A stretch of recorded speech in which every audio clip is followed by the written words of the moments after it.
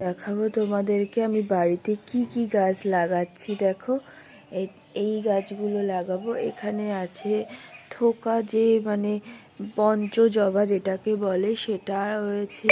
এখানে আছে 12 মাসের কাঁঠাল গাছ, আর আছে হচ্ছে কারি পাতা গাছ। আমি আজকে সেগুলোই লাগাবো।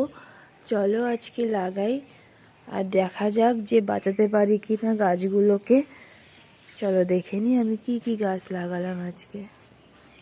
দেখাই, এখানে লাগালাম এই জবা গাছটা, এখানে লাগালাম কারি পাতা গাছটা, আর এখানে তো আমাদের একটা পেয়ারা গাছ আছে, এটা কিন্তু মধ্যমগ্রাম থেকে আমার মা পাঠিয়েছিল। আর এখানে কাঁঠাল গাছটা লাগালাম, এখানে লাগালাম নিম পাতা গাছটা। আর এদিকে চলো তোমাদের দেখাই, এখানে কিন্তু সুপারি গাছ রয়েছে। আর আমি এখান থেকে এই শিউলি ফুলের গাছটাকে তুলে নেব, সামনে দেব। চলো দেখে নিই। তারপরে আমি শিউলি ফুলের গাছটা কিন্তু আমাদের বাড়ির পেছন দিক থেকে তুলে নিয়ে এসে আমি বাড়ির সামনেটাতে লাগালাম। এই গাছটা কিন্তু অটোমেটিক হয়েছে। আমাদের বাড়ির পেছনের বাড়িতে একটা শিউলি গাছ আছে, তারই বীজ পড়ে হয়েছে। তো ফুল হলে তোমাদের দেখাবো।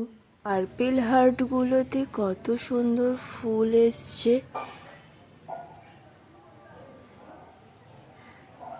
এখানেও রয়েছে, দেখো।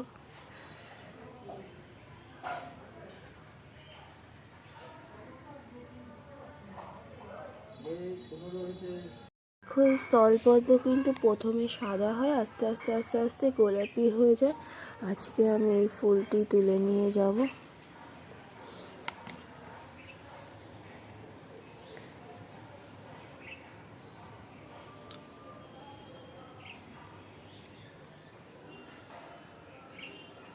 তারপরে আমি তোমাদেরকে দেখিয়ে দিই, বেগুন গাছ থেকে আমি বেগুনগুলোকে তুলে নিচ্ছি। দেখো, এই বেগুনগুলো কিন্তু ভাতের মধ্যে সিদ্ধ খেতে খুব ভালো লাগে।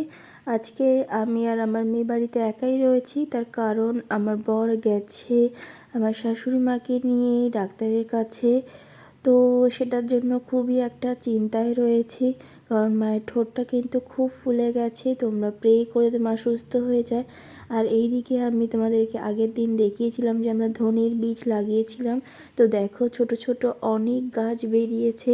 ধনে পাতা হলে কিন্তু বেশ ভালো লাগবে। শীতকালে কিন্তু ধনে পাতা কিন্তু আমরা যে কোনো তরকারিতেই পছন্দ করি। আর এই বেগুন গাছটায় দেখো, আমাদের কালো বেগুন হয়। এই দেখো কত ছোট ছোট দানা বেরিয়েছে। আর দেখবে, কিছু নিজের হাতে লাগালে সেখান থেকে কিন্তু যখন ফলন হয় সেটা কিন্তু খুবই ভালো লাগে।